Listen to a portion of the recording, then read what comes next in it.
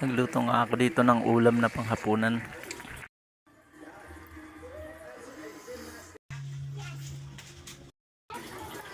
Nagpakulo ako ng tubig dito at nilagyan ko na rin ng luya yung tubig.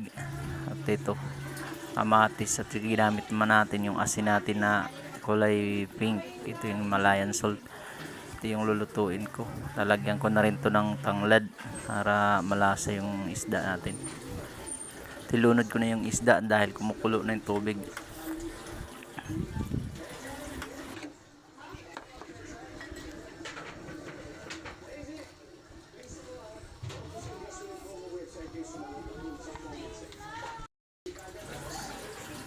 Lagyan ko na rin ito ng isang sili. Ito yung pampabango at ito yung kumulo na yung ano natin. Lagyan ko na rin ng pampasarap para lalong sumarap yung luto natin.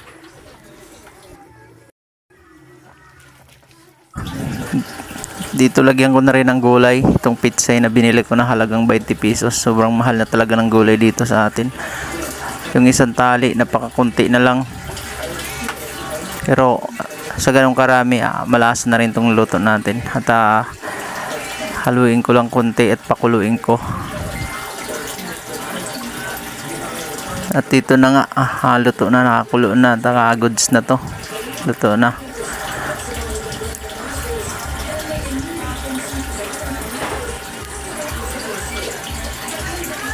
Tikman ko nga at ito, medyo sarap na.